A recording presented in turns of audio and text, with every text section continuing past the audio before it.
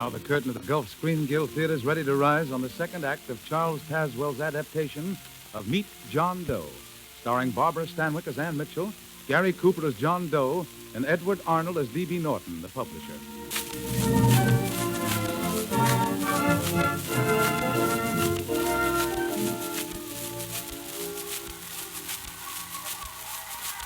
That's how it was. That's how John Doe became the biggest thing in the nation. There they go, 15,000 delegates heading for the stadium to hear John Doe speak at the John Doe convention. 15,000 poor suckers. 15,000 dopes who still believe in things like truth and honesty. D.B. Norton doesn't believe in any of those things. And tonight the poor suckers are going to make him their candidate for president. Yeah, they're going to yell and cheer when John Doe nominates him, just as they yelled and cheered when he read all the other speeches I wrote for him. They'll cheer, but I won't. I'll feel very much like a man who lived some thousands of years ago must have felt. His name was Judas. Yeah, come in. Hello. Hello there. Yep, it's me. Come in, John. I just came by to pick up my speech for the convention tonight. Gosh, have you seen the crowd in town? Yeah, they've all come to hear you. Makes a fella feel kind of funny. I wonder why they want to hear me talk. What makes them listen? Oh, look, John. What we're handing them are platitudes, things they've heard a million times. You know, love thy neighbor, clouds of silver linings, turn the other cheek. Yeah, I've heard them a million times, too, but... Well, there you are. Maybe they're like me, just beginning to get an idea of what those things mean. You know, lately, I've been watching them while I talked to them. I could see something in their faces. I could feel they were hungry for something. You know what I mean? I'm afraid I do. Maybe that's why they came. Maybe they were just lonely and wanted somebody to say hello to. I know how they feel.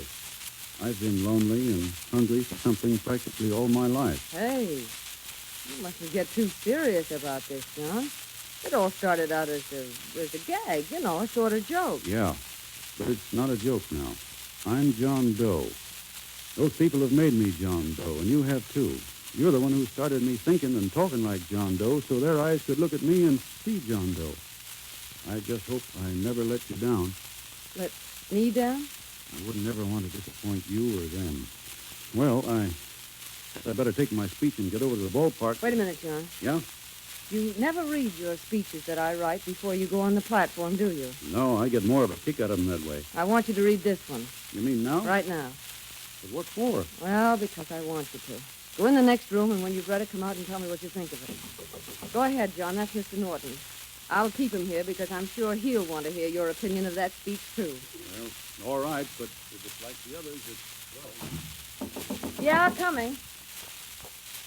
Hello, Mr. Norton. And it's wonderful, wonderful band parade. You can't get through the streets. Do you know how many delegates have registered? 15,000. 15,000 suckers. Oh, now, Ann, that's no way to talk. What's happened to you? The hard work's all over. From now on, it's easy sailing.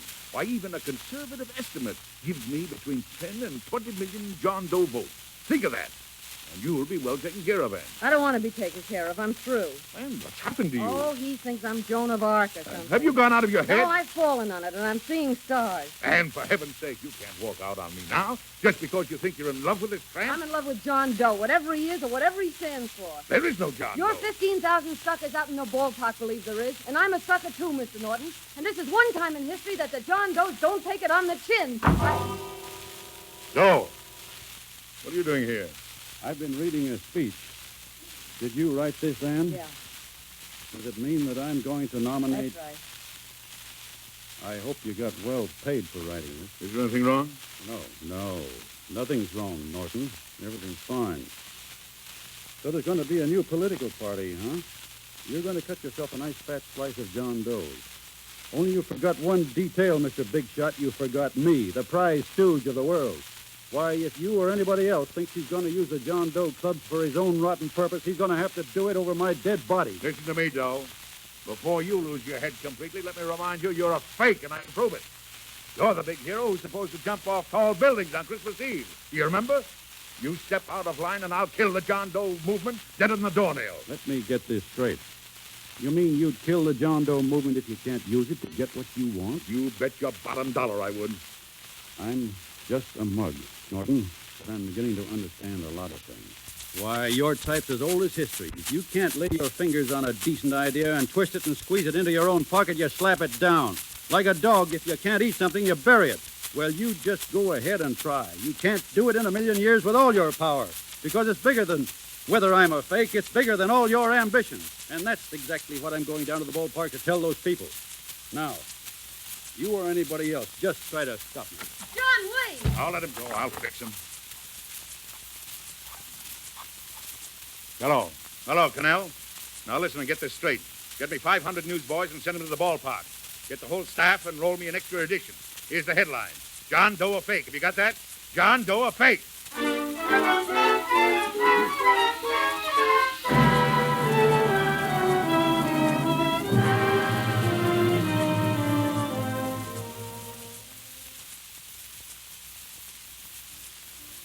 Good evening, ladies and gentlemen. Here we are at the ballpark, where the first John Doe Club's national convention is being held. And, folks, every seat is taken, and hundreds are standing. Under the glare of the lights, a great sea of faces is lifted toward the speaker's platform, where John Doe has just been introduced. Now I'll transfer you there so you may hear him.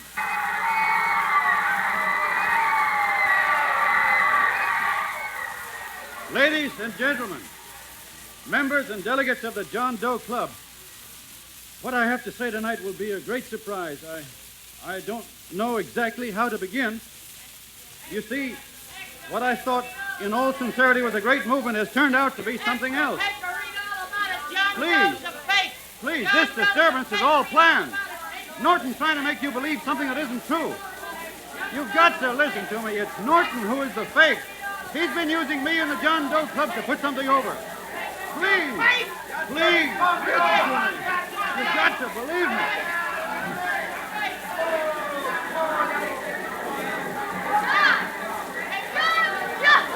Leave me alone. John, where are you going? That doesn't matter, does it?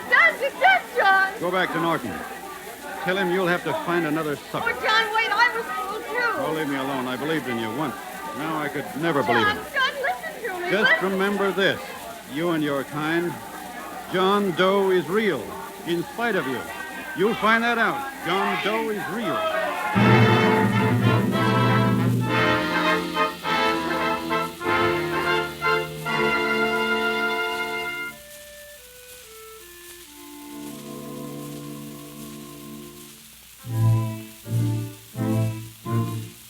John Doe, lady? That pony who was going to save humanity? No, ain't seen him.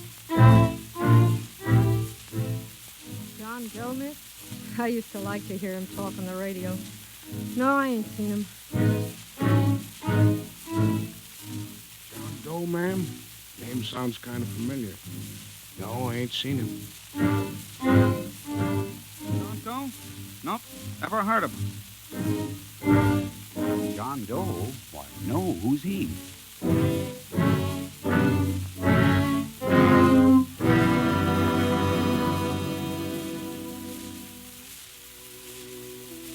Got to give this up. I can't until I find him, Mr. Norton. But you haven't run into anyone for weeks who's even seen him. And you're wrecking yourself, Anne. You're a sick girl. I've got to keep on searching. I've got to make him understand. Oh, I'm afraid we'll never see John Doe again, Anne. I hate to say that because I destroyed him. And in destroying him, I destroyed the faith of millions of people. I'd give everything I own for the opportunity to undo what I did. Conscience is bad company on Christmas Eve. Christmas Eve. Yeah, come on, let's go out to dinner. Christmas Eve. Mr. Norton. What is it? I know where to find him. Don't you remember what John Doe was to do on Christmas Eve at midnight? Jump from the City Hall tower. Yes, he was going to prove that John Doe was real. Oh, come on, Mr. Norton. That's where it'll be, and we've got to stop him.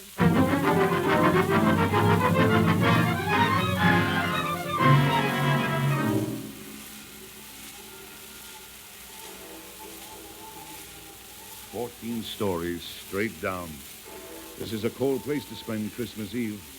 And do you really think that we'll... Listen, Mr. Norton. He's coming.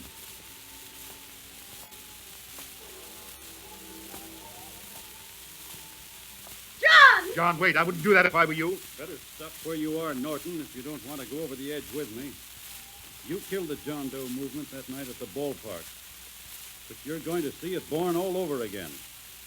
Now, take a good look, Mr. Oh, Norton. John, darling, no! I love you. What? Oh, please, John, you've got to listen to me. We'll start all over again, just you and I. It isn't too late. The John Doe movement isn't dead yet. It isn't dead or Norton wouldn't be here. It's alive in him. It's alive in me. It's alive in you.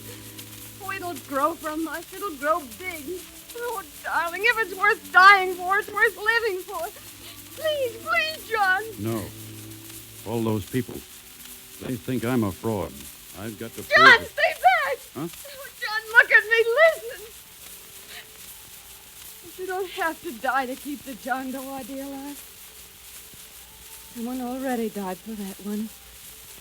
The first John Doe. And he's kept that idea alive for nearly 2,000 years. And that John Doe was born tonight, on Christmas Eve. Why, he'll go on keeping it alive forever and always. That's why those bells are ringing, John. They're calling to us. To us? Yes, they're telling us not to give up, but to keep on fighting. Oh. To never stop, to keep on pitching. Oh, don't you see, darling? This is no time to give up. It's the time to live for them. You mean for all the John For Does? all the John Does. To give them their hope and their share of happiness. The John Doe movement can be bigger than it ever was. Oh, it can, John. It can, don't you see? You and I together. We can do it. You mean that, Ann? Oh, darling, you know I mean it. Yes. Maybe you're right. Together we could do it. Together we will do it.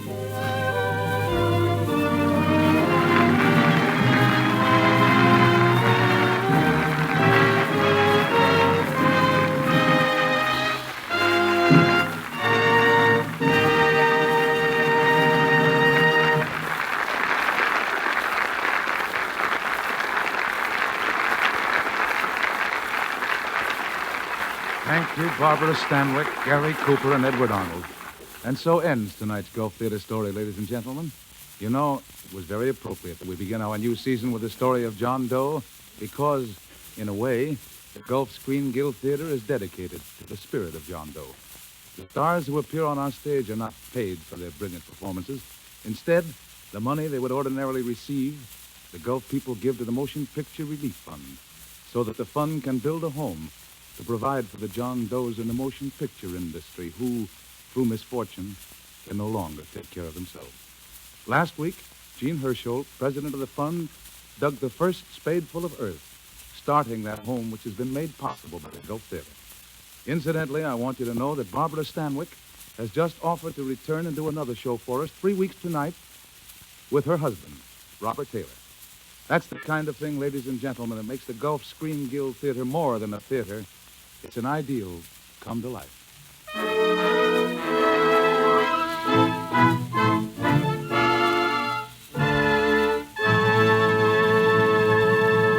Well, rustle me bustle and 23 skidoo. Look who's coming to the Gulf Screen Guild Theater next week. Yep, it's the Strawberry Blonde. Right here in the Gulf Theater next Sunday, we'll present that delightful comedy of mustache cups, unrequited love, and dirty villainy in the gay 90s, Strawberry Blonde. And starring in it will be 3 of the most popular players on the screen. You've guessed it, James Cagney, Olivia de Havilland, and Jack Carson. All of them, Jimmy Cagney, Olivia de Havilland, and Jack Carson, will be here next Sunday with all of us, Bud Heaston, yours truly, and Oscar Bradley, assisted by Frank Tours, to bring you the romantic comedy hit Strawberry Blonde. Mark it down as a date with the Gulf Screen Guild Theater, will you? Until then, this is Roger Pryor speaking for your neighborhood good Gulf dealer and saying, good night, everyone.